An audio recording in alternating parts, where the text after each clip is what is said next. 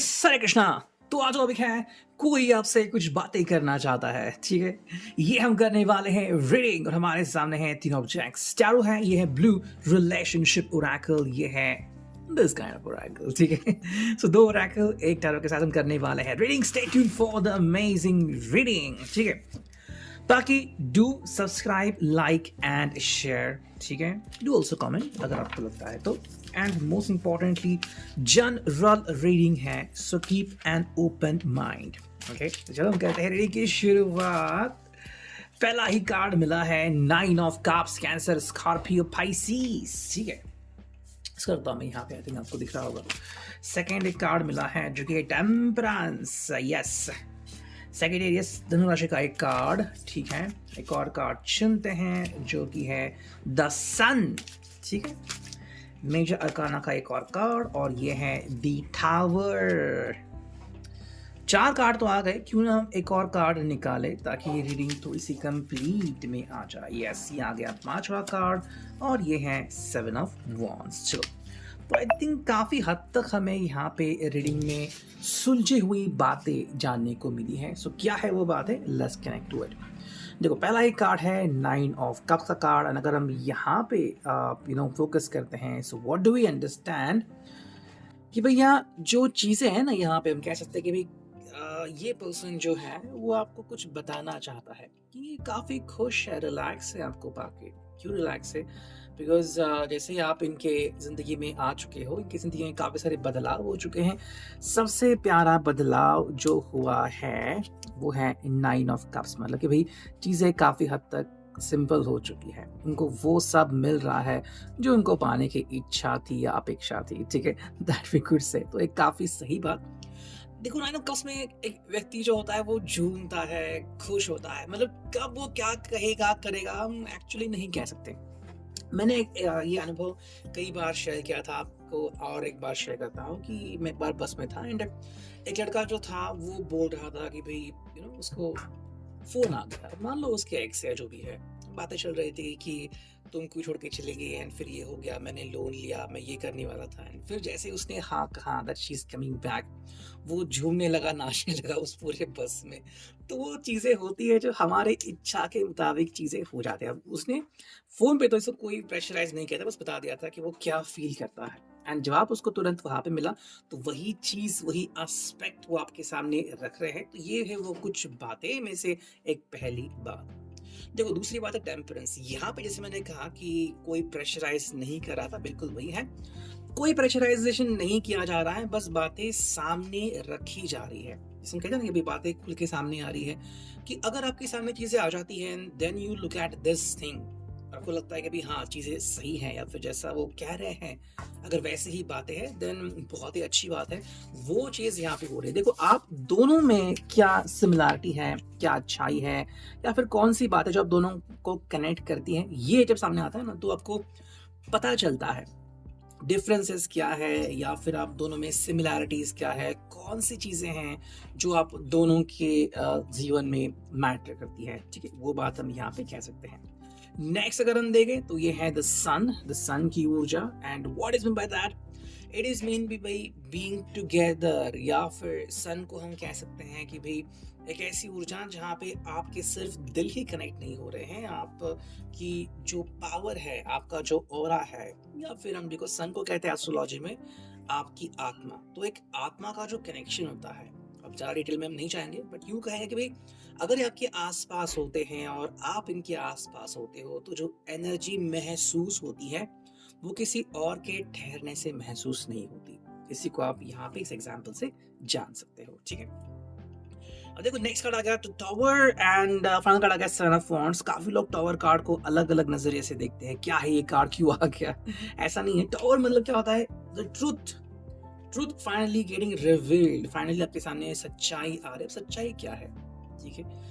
आप सच्चाई को अलग अलग नज़रिए से देख सकते हो। लाइक फॉर एग्जांपल, आपको कोई चीज़ खरीदनी है लेकिन आप अपने जेब में देखते हो इतने पैसे नहीं हैं, ये है सच्चाई। और ये भी है कि आपके पास आज बहुत पैसा है बट वो चीज़ खरीदने का मन ही नहीं है, ये भी है सच्चाई, है ना? तो सच्चाई क्या और कैसी होती है? एक्चुअली देखो, सच्चाई सच्चाई होती है, लेकिन उसको मानना काफ़ी लोग इसको फ़ॉलो नहीं करते। जैसे मैंने कहा, आपने अपनी जेब देखी तब पता चला। अब आप किसी और को रिक्वेस्ट कर रहे हैं। मान लो आप किसी कंपनी में काम करते हो और रिक्वेस्ट कर रहे हो, या फिर आप जिनसे प्यार करते हो उनको कह रहे हो कि भाई कमिटमेंट दो, और ये पर्सन जानता है कि उसकी फैमिली फिलहाल रेडी नहीं है, तो कमिटमेंट देने से कोई फायदा नहीं होगा, लेकिन आपको बताएं कैसे, है ना? तो वो चीज की सच्चाई को जानना, सच्चाई क्या है वो जब सामने आती है, देखो आप उसे एक्सेप्ट करते हो नहीं करते वो आपका अपना मामला है, लेकिन जब सच्चाई सामने आती है, चाहे वो एक बहुत ही पावरफुल अच्छी न्यूज है या फिर एक बेटर ट्रूथ है कि जिसको आप सहन नहीं कर सकते, मे बी जैसे कि फैमिली ने ना कहा है या फिर ये फिलहाल कमिटमेंट दे नहीं सकती, ये भी सच्चाई है। मे बी अब तक बता ही नहीं रहे थे, आपको लग रहा था कि भाई सच्चाई, मतलब आपको लग रहा था कि अभी तक जवाब नहीं दे रहे थे, बट इन अ वे आप कह सकते कि सच्चाई जो है आपके सामने रख नहीं रहे थे। अब जो सच्चाई रखी है तो आपके पास दो रास्ते हैं, या तो इस ट्रुथ को एक्सेप्ट करें या फिर भाई बस वही माने कि कल इनका जवाब बदल जाएगा। तो सब इस तरह से इसको देख सकते हैं। अब ये सच्चाई जब सामने आ रही है तो वो क्या कह रहे हैं, 7 ऑफ वॉन्ड्स, चीज़ें यही खत्म नहीं हुई, आगे बढ़ती जाएंगी, एंड बहुत सी बातें हैं जो आपको सुनने की ज़रूरत है। जैसे कि मे बी आपको ये पर्सन अच्छा लगता है, ये पर्सन बहुत अच्छा है, इसका स्वभाव बहुत अच्छा है, आपका ख्याल रखता है, बट पैसों का मामला क्या है, उसकी फैमिली के बारे में क्या है, ये रहता कहाँ पे है।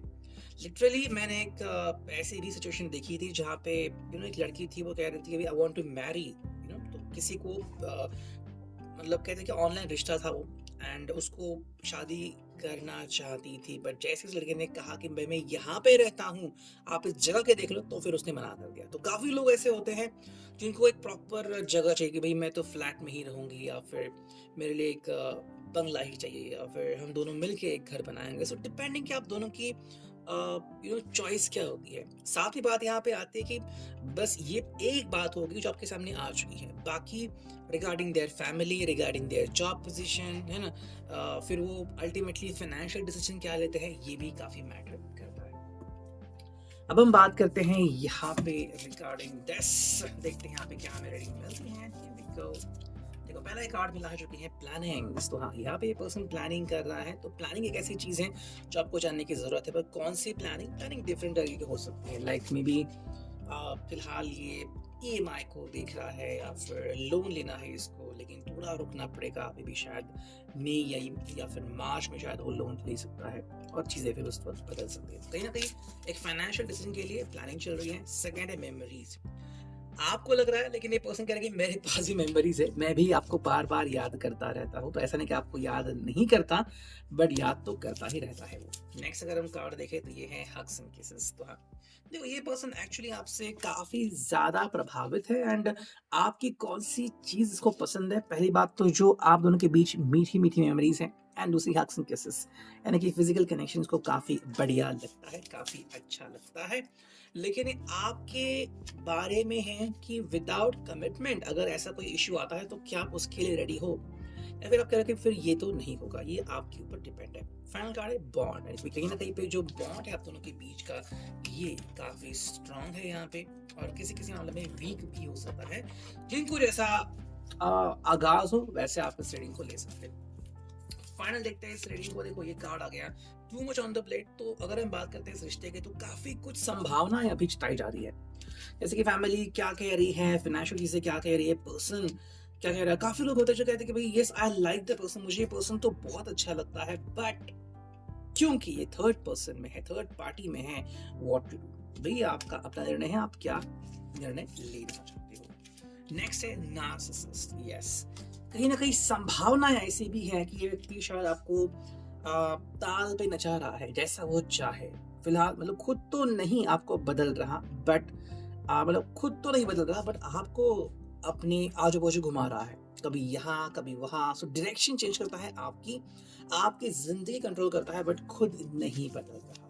ठीक है, ये भी जिस किसी को कार्ड एप्लीकेबल है आप ले सकते हैं। थर्ड जो कार्ड वो है डीवा। किसी किसी मामलों में ये पर्सन खुद को डीवा समझ रहा है, मतलब कि भाई मेरे से खूबसूरत, मेरे से चार्मिंग, मेरे से अट्रैक्टिव कोई है ही नहीं, और अगर आपको मैं मिला हूँ I am the best, you are very lucky that you got me, ठीक है। और अगर हम एक और देखें तो ये है self absorbed. What is by self absorbed? Self absorb का मतलब है कि भाई ये जो पर्सन है ये खुद ही में इन्वॉल्व रहता है। आप उसको नहीं कह सकते कि भाई मेरे लिए बदलो, या फिर मैं आपके बारे में इतनी चिंता करती हूँ या इतना चिंता करता हूँ, उनको फर्क नहीं पड़ता। इनके हिसाब से भी आई एम द बेस्ट, मैं बेस्ट ही रहूंगा। तो जब तक ये हवा रहेगी इनके दिमाग में, कहीं ना कहीं थोड़ी सी अनबन तो रहेगी। जिस वक्त ये हवा निकल जाएगी, you will come to know the real truth. ये था अभी का reading. I hope it was correct.